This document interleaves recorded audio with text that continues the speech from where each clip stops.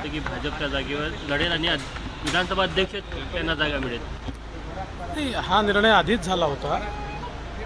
मुंबईमध्ये 3 जागा भारतीय जनता पक्षाने लढायच्या आणि 3 शिवसेनेने लढायच्या, अशा प्रकारचा निर्णय हा यापूर्वीच झाला होता. सुरुवातीच्या काळात आम्ही ती लढवावी असं आमच्या मनामध्ये होतं, त्यामुळे काही आमचे लोक तयारी देखील करत होते. पण मला असं वाटतं जवळपास 15-20-25 दिवसापूर्वीच हा निर्णय झालेला आहे. उद्धव ठाकरेंनी तुमच्यावर टीका केली सभेतून. त्यांची निराशा, त्यांची हताशा आणि नसलेले मुद्दे यामुळे ते अशा प्रकारे बोलत आहेत. मी तर नागपुरी आहे, मला त्यांच्यापेक्षा खाली जाऊन बोलता येतं, पण मला ते शोभत नाही.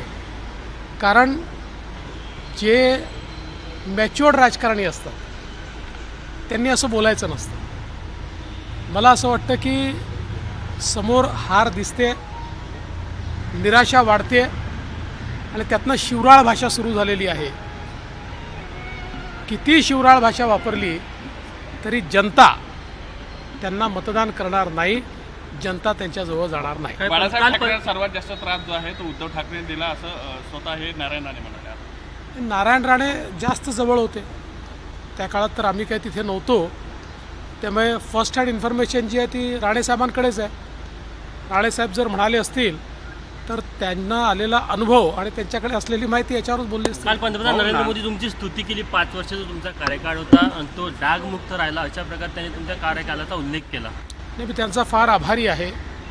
आणि या महाराष्ट्रामध्ये जो काही विकास मी करू शकलो, जी काही एक प्रतिमा माझी तयार झाली आणि जे काही महाराष्ट्राने मला स्वीकारलं, हे सगळं होत असताना माझ्या पाठीमागे अतिशय खंबीरपणे मोदीजी उभे होते, म्हणूनच मी हे करू शकलो. त्यामुळे मी निश्चितपणे त्यांचा आभारी आहे. महाराष्ट्रातील ताज्या बातम्यांसाठी बघत रहा टाइम्स टुडे 18 न्यूज. सोबतच शेअर करा, सबस्क्राईब करा आणि बेल आयकॉन प्रेस करा.